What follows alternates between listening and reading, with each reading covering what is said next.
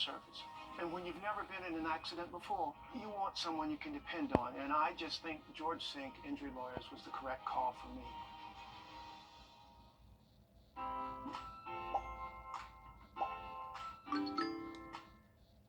Parker's House, a home for women, provides security for women as they seek safe and stable housing. Round up at checkout in Parker's Kitchen and we'll match 25% of your donation. Live from Augusta, you're watching News 12, live at 5. Live at 5, the University of Augusta University is breaking down the threats of artificial intelligence and its impact on national security. Good evening, I'm Wrdw. And I'm Meredith Anderson. Today, an information warfare conference with the U.S. Army Cyber Center of Excellence walks students through academic research that AU is working on. Your Kennedy Payne joins us live at 5 from our newsroom. Kennedy, tell us more about the real-life implications of this technology. Well, AI is everywhere. TikTok, Snapchat, even your iPhone. And while it makes life easier, professors at Augusta University and the U.S. Army Cyber Center of Excellence discuss the potential danger it has to you and even our democracy. Conferences like these allow the two organizations to learn from each other and then spread that awareness to the community, focusing on the potential dangers of AI and foreign-owned social media apps like TikTok. A big topic they discussed was informational warfare. Dr. Craig Albert is a professor at Augusta University. He describes informational warfare as outside factors influencing your decision-making process through social media, and the goal is to negatively affect the United States democracy. But he says understanding topics like these are especially important with the upcoming presidential election. Any of the external actors want to influence the United States presidential elections without the user knowing it. These different nation states through social media can push directly tailored operations to U.S. users on social media without you knowing, trying to subliminally switch your thinking or mess up your decision-making processes. Albert urges you to get off of TikTok because he says it's a national security threat. But if you do use it, to at least be aware of its potential danger. We'll have more on the importance cybersecurity has right here in the CSRA on News 12 at 6 o'clock. All right, thanks, Kennedy. We always hear about that warning that TikTok is bad, but it's interesting to hear someone at a conference using it, warning people to stay off of it because of the impact it has, particularly on our elections. Absolutely. There's just so much information out there, and with the use of AI now, you really never really know what's real and what's fake. So make sure you're always double checking some of that information. Thanks, Kennedy Payne, there live from our newsroom. To weather now, as we take you outside our station to our putting green. It looks like Riley decided to ditch us in studio today, Will. I don't blame him. The weather is absolutely gorgeous out there, but a good chance to check on the short game, Riley. Hey, getting a few practice putts out here in between some weather hits, but yeah, guys, beautiful weather out here this afternoon. Couldn't pass up the opportunity to be outside. This morning, if you were up early, you may have noticed that our morning wake-up temps were the coolest they had been in a good while. We actually got down to 61 degrees officially at Busch Field. That is definitely the coldest temperature we have seen since really the beginning of June earlier this summer. So comfortable start to the day. As far as temperatures go for this afternoon, most spots are staying in the mid-stay for the weekend in just about 10 minutes. All right, thanks for that, Riley. We'll take it every degree we can get. The family of a Georgia deputy killed in the line of duty opening up about his tragic death. Paulding County Deputy Brandon Cunningham was killed while responding to a domestic call Saturday evening. Authorities say it happened just seconds after the 30-year-old arrived at the scene. As Brittany Ford reports, a growing memorial outside Cunningham's family restaurant shows the lasting impact he has on his community.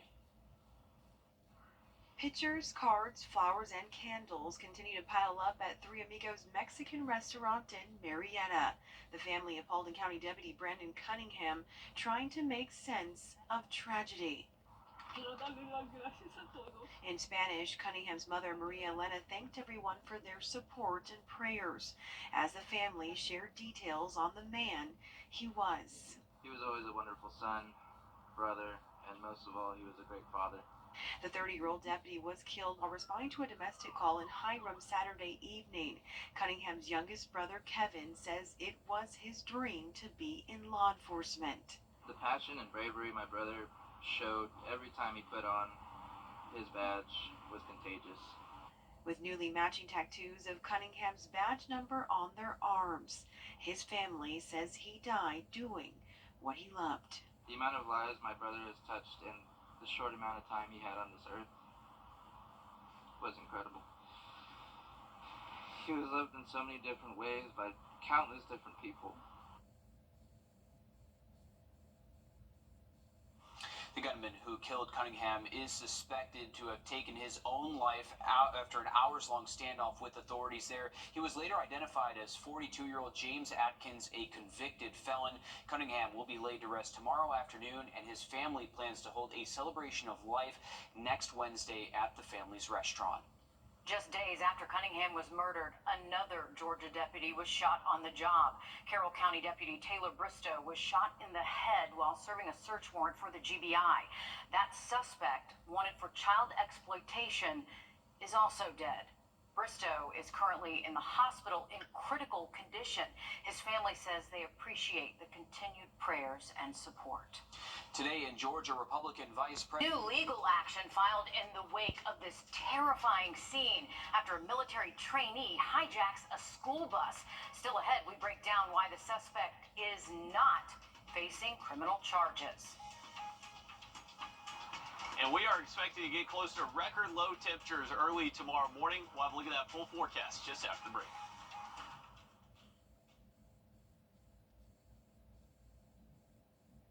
Time and Temp, brought to you by your First Alert weather team. Introduce. All right, thanks, Riley. Looking forward to that. New legal action filed in the wake of this terrifying scene nearly 3 years ago of a Fort Jackson trainee hijacking a school bus in Richland County at gunpoint. Yeah, the man you see in this video, 23-year-old Jovan Colzado, was found not guilty by reason of insanity last year. Two families with children who were on that school bus, they are now suing the federal government, alleging negligence. As Nick Neville reports, the attorney for these families say that there are clear failures in the protocol that led to that bus being hijacked, and these families say that their children will never be the same. These harrowing moments of a Richland 2 school bus being hijacked at gunpoint in 2021 by a new Fort Jackson detainee, causing lingering pain for the passengers and their families. How did this happen?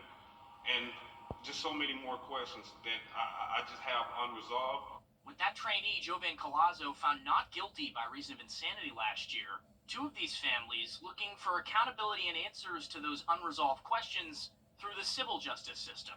They're now suing the federal government. It's pretty clear that we have traumatized clients because of failures over at Fort Jackson. And, we hope that they're taking the necessary protocols and precautions to mitigate that and not do it anymore.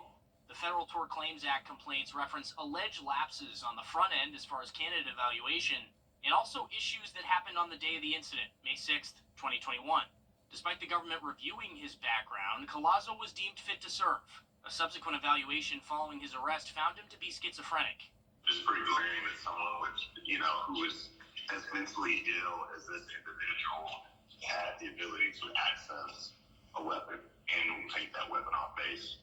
Lawsuit also questioned supervision of weapons, asking how Colazzo, who'd only been on base for 3 weeks at the time, was able to access the unloaded rifle and get off base in the first place. There has to be concern when somebody's able to take a weapon like that without the necessary training or expertise or ability, with, apparently some level of mental health issue off base and terrorize a group of children. The family's lawyer says the children are dealing with the emotional trauma of that day, and it has been a struggle. Colazzo, meanwhile, did not go to prison and was instead ordered to spend 120 days in a mental health facility. Still ahead, claims that the former head of a Georgia-based union mishandled tens of thousands of dollars in members' money. The federal government is now getting involved. That's coming up after a short break. First Alert Radar, powered by Jim Hudson Automotive Group. Get in!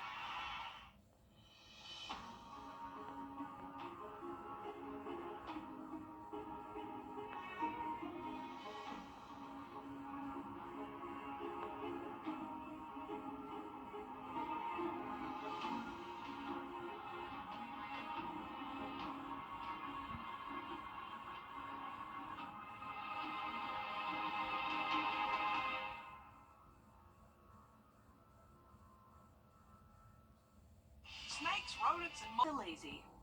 Trust Chief Meteorologist Riley Hale for your first alert.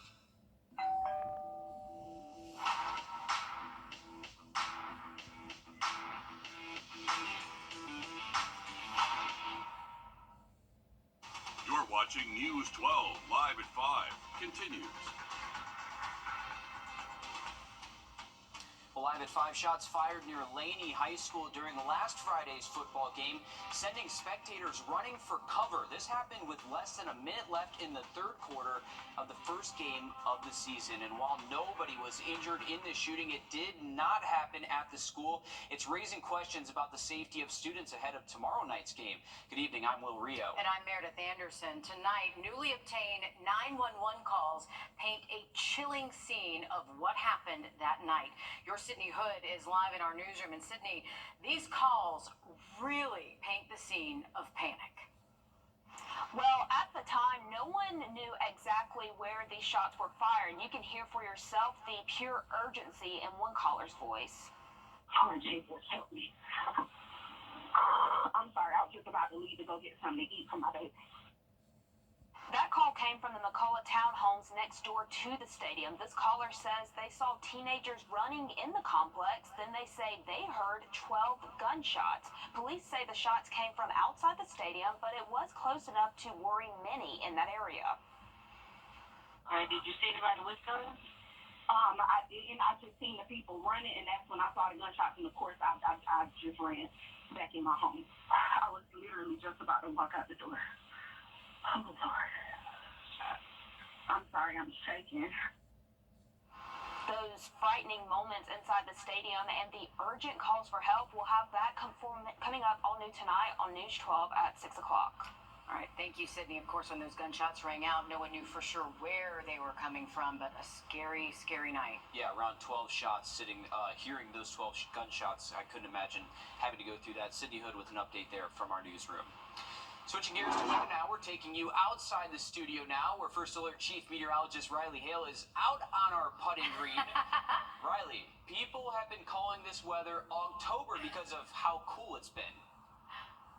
October, I like that. Thanks, Riley. SLED is investigating the death of a 25-year-old man in McCormick. The coroner's office says Reginald Graham died from a gunshot wound over the weekend on Carolina Street.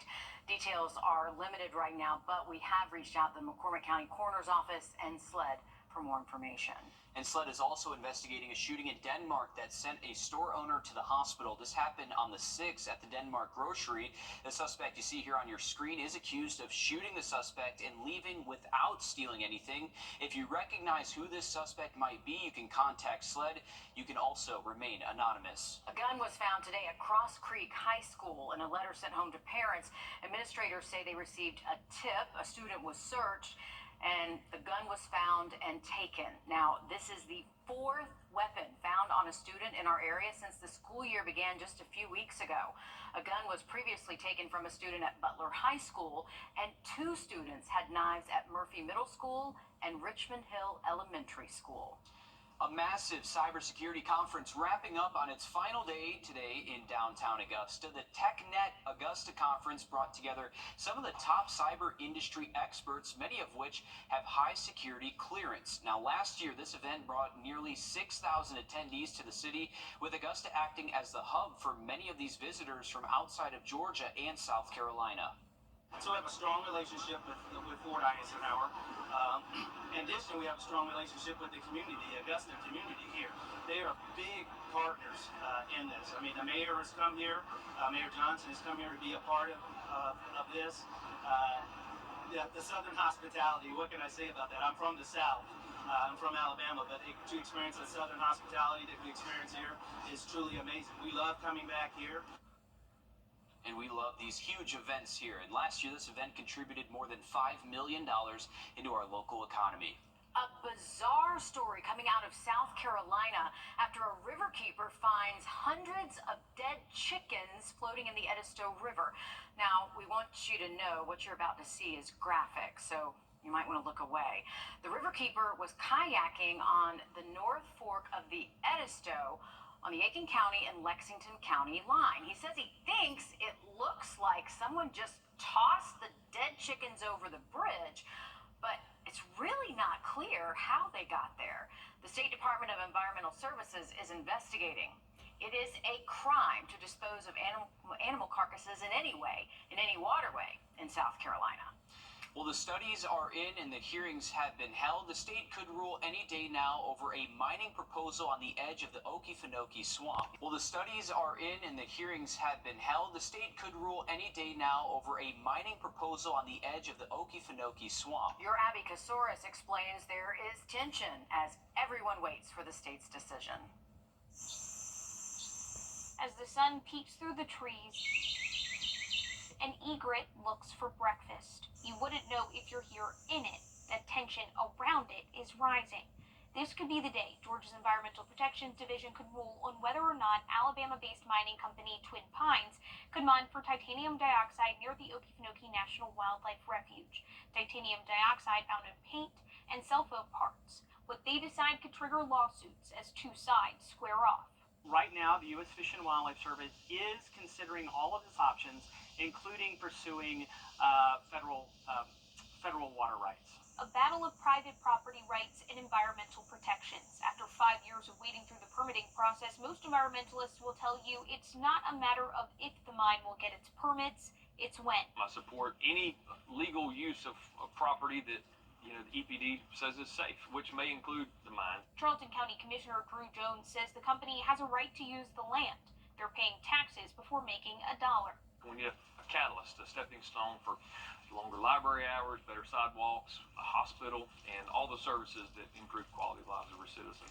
Twin Pines denied our request for an interview, but according to documents, their plan is to remove water from the mining pit and evaporate it. 1 million gallons of water a day. That's the same amount as 2 Olympic-sized swimming pools. Kim Bednarik, executive director of the Okefenokee Swamp Park and Adventure, says any company seeking to extract even an ounce of water near the swamp and refuge should have evidence they would absolutely not harm the ecosystem. Right now, I'm not sure that we have that in this company that's wanting to do business here in the Okefenokee. Her concern and others, which path the ruling will lead them down. In Folkston, I'm Abby Kasoris. A patient is suing an Atlanta hospital after he claims they lost part of his skull during surgery. The lawsuit claims that mistake cost him more than $146,000. Fernando Cluster said he went to Emory Midtown 2 years ago for a procedure on a brain bleed. Well, that's when doctors removed a piece of his skull. But when he went back months later to have it reinserted, Cluster says Emory couldn't properly identify his skull fragment. The lawsuit claims a synthetic replacement had to be made, and the patient had to stay in the hospital for another 12 days, as well as undergo another surgery, all of which he was charged for. Emory Hospital says it will not comment on the pending litigation. Healing through surfing still ahead, how professional surfers teamed up with a nonprofit to bring smiles to so many faces. And Friday is going to be a little bit cooler than even what we're in store for today, but heading into the weekend and next week, those temperatures are returning back to normal. We'll have a full look at that forecast just after break.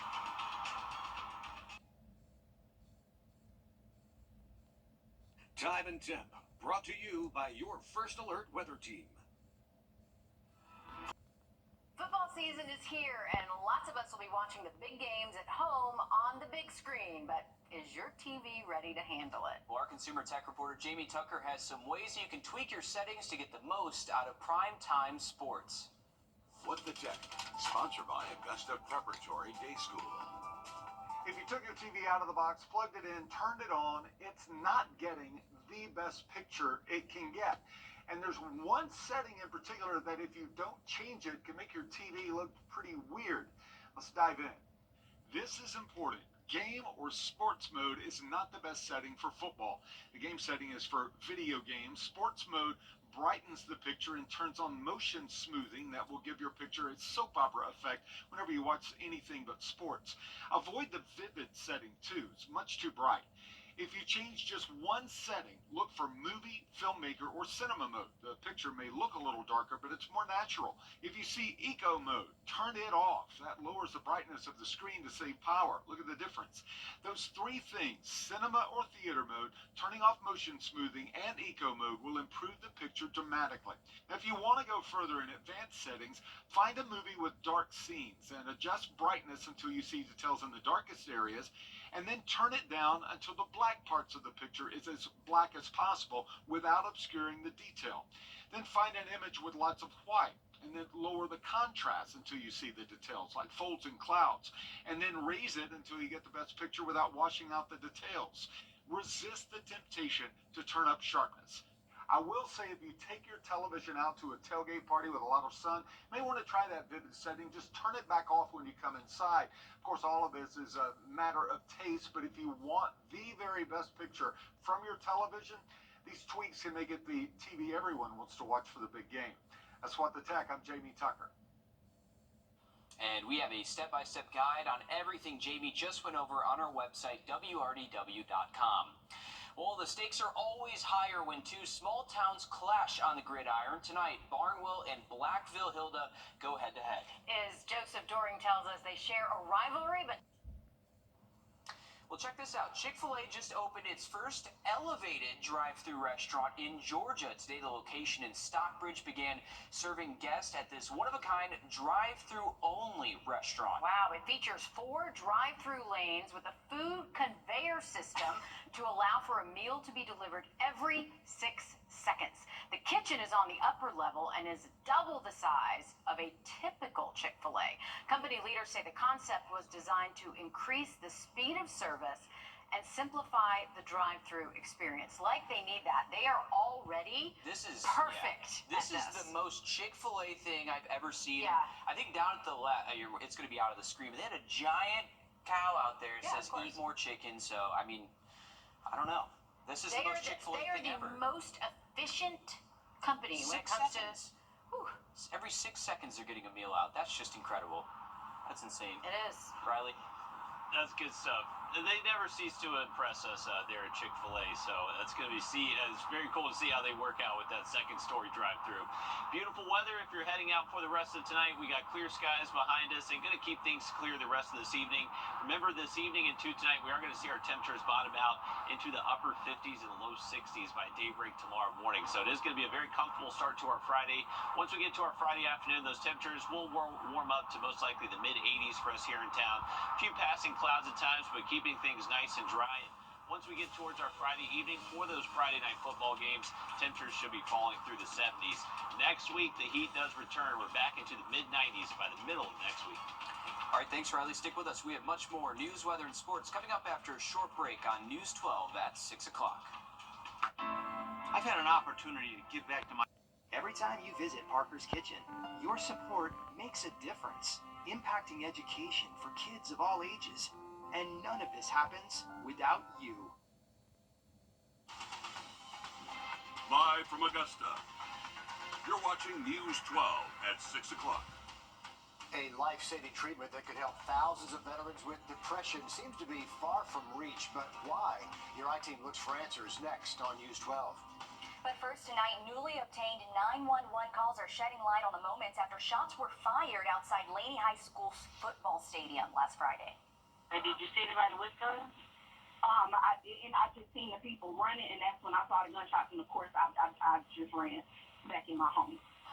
And Richmond County deputies did find multiple casings on Florence Street at Blunt's Avenue. They say more shots were fired, reported in Augusta Court. Your Sydney Hood is live in our newsroom. Sydney, these calls paint a chilling scene. That's because in the moment, no one knew who was shooting or where those shots were even coming from. Friday night, under the lights,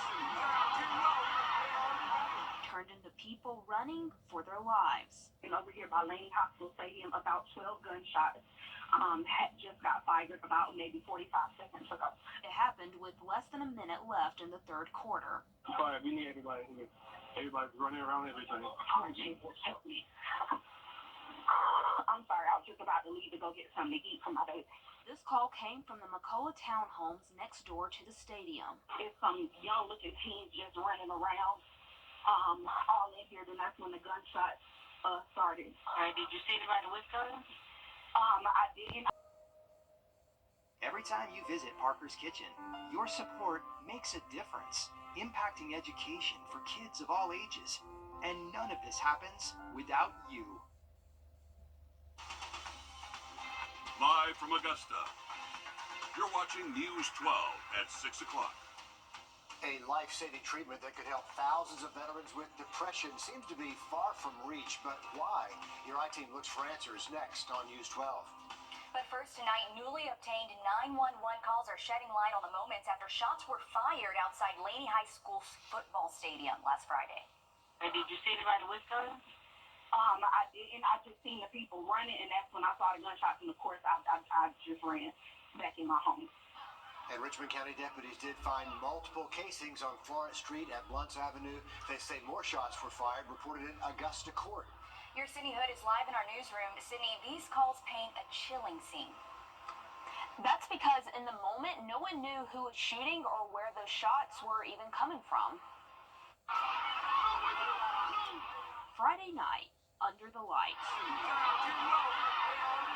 turned into people running for their lives. And over here by Laney Hospital Stadium, about 12 gunshots had just got fired about maybe 45 seconds ago. It happened with less than a minute left in the third quarter. Sorry, we need everybody here. Everybody's running around everything. Oh, Jesus, help me. I'm sorry, I was just about to leave to go get something to eat for my baby. This call came from the McCullough townhomes next door to the stadium. It's some young-looking teens just running around, all in here. Then that's when the gunshots started. All right, did you see anybody with guns? I didn't. I just seen the people running, and that's when I saw the gunshots. And of course, I just ran back in my home. Just listen to the urgency. I was literally just about to walk out the door. In this caller's voice. I'm sorry, I'm shaking. Okay, I don't know if it's just right. They were just running in here, and I was like, why are these people running? And so that's when about 12 gunshots were fired. Laney and Westside's game will not be rescheduled, and again, this happened outside the stadium. No victims were found, and so far, no suspects have been named. And we know local school officials are upset about this as well. Just really a chilling situation, and just hearing the concern in her voice just really paints that picture. Thank you for that, Sydney. Just hours ago, we learned that a gun was confiscated at Cross Creek High School today. In a letter sent to parents, school leaders say they were tipped off that a student had the weapon. School police investigated and took the gun. School leaders say the incident is being addressed in accordance with the Code of Student Conduct and Discipline. More news in just a bit. We're sending things on over to First Alert Chief Meteorologist Riley Hale, who's actually outside for us to narrative for that, and you actually don't have to be a veteran to get this treatment. And it sounds like hope for a lot of people. If you're interested in learning how ketamine works or learn more about elevated health, Meredith will post that with this report online and on our app. TechNet Augusta is a wrap, but the criminal investigation into a mysterious odor there is just beginning. Yesterday, we told you officials were looking into a strange smell in the Oglethorpe Ballroom over there at Augusta Marriott Convention Center. They believe this was an intentional act, and they did test for hazardous materials, deciding it was safe to continue with the conference. The three-day conference ended today. It brings thousands of top cyber industry experts from all over the U.S. Reading, writing, navigating technology, and more. Next, we introduce you to a literacy center that's helping people of all ages. We could get closer to record low temperatures tomorrow morning, and we're going to keep things below average through the weekend, but things will heat up again next week. We'll have that full forecast just after the break. Time and Temp, brought to you by your First Alert weather team. Join us Wednesday and Thursday. Okay, let's enjoy these temperatures while we have them. Thanks, Riley. A facility centered around learning, the Dr. Paulette Harris Literacy Center located in the hub is helping kids and adults get the instruction they need when it comes to reading and writing. While they have a steady number of people coming weekly, they'd like to see more. Today I sat in a class to see how the Literacy Center is finding solutions and meeting people where they're at. The Butlers have been coming to the Dr. Paulette Harris Literacy Center for a year. I think that the hub is a great place. It was needed in this area, and I have thoroughly enjoyed being here. Siblings who are learning basic computer and technology skills together, something Jacob Butler says is different than when he was in school. In high school, I took typing, but it was on the Remington typewriter, so this is really different. Yeah. And I learned how to type pretty good on that, but years went by and I just gave it up. So I got into this program here and I'm really enjoying it. Although some things may look different, the outcome is the same. The Literacy Center also focuses on reading and writing, the goal being to get people up to a high school reading level. There's a lot of individualized curriculum that we have that will assist people in exactly what they're struggling in. There's no stigma in coming here to the center to, better yourself, and that's what the whole hub is here for, much less Sayers Literacy Center. A lot of their instructors are volunteers, meeting weekly to give students one-on-one instruction. I've always loved teaching adults, and one of the biggest reasons is they want to be here. There's about 17 adults enrolled in classes now, and the goal is to reach more than 20 by the end of the year, all at no cost to students. People, to get interested in it, come join and learn as much as you can. Absolutely right. I did get a little refresher there. The Literacy Center also partners with Augusta Tech to offer free GED and ESL classes. This is also free to students, so if you're an adult or in K through 12, utilize these services if you need it. They want their services to grow and eventually offer workshops. The Hub is an amazing place and they need volunteers. If you want to learn more, head to our website and check it out. Coming up in sports, Barnwell and Blackville Hilda, they have a shared history rooted in football. We're going to take you to the Fighting Hawks sideline right after this.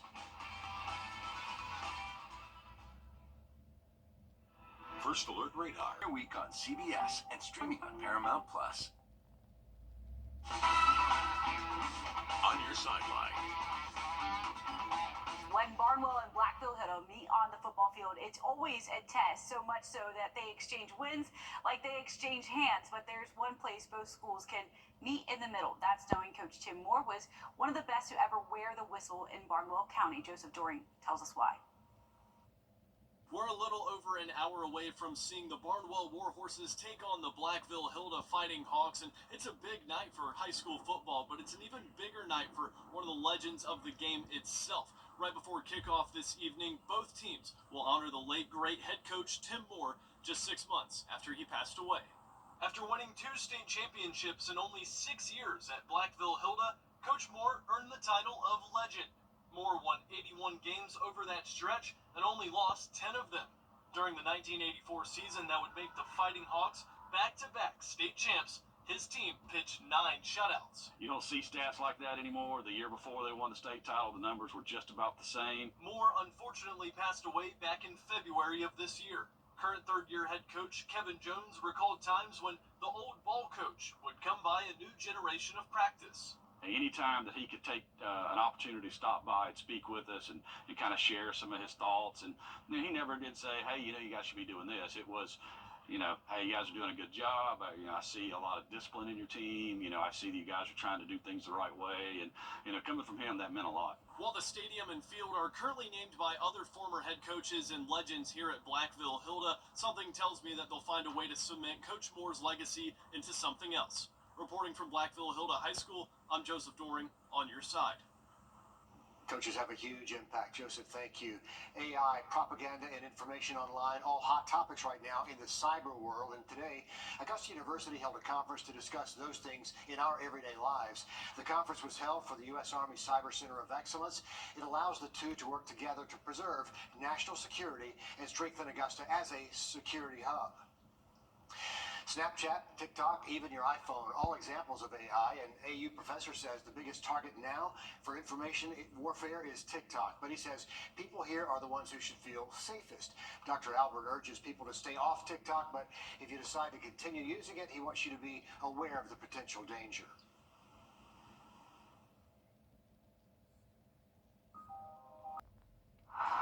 Welcome Welcome back, folks. If you are heading up to Clarksdale Lake for the weekend, remember those lake levels are still running more than 4 feet below full pool, but hey, the lake's going to be a great place to be over the next couple of days. We have temperatures there staying in the low 80s at that, most likely for high temperatures tomorrow, warming up a little bit this weekend. But one thing to keep in mind if your plans do take you to the lake this weekend is that could still be a little bit breezy tomorrow afternoon, but that wind should calm down some as we head into Saturday and Sunday. Overall, though, great weather for getting outside, lower humidity, and we will hang on to those slightly cooler mornings too. Remember, tomorrow morning we could see the upper 50s near sunrise. Riley, thanks so much. Our next live update comes at the top of the hour on 26 News. And then join us back on News 12 at 11.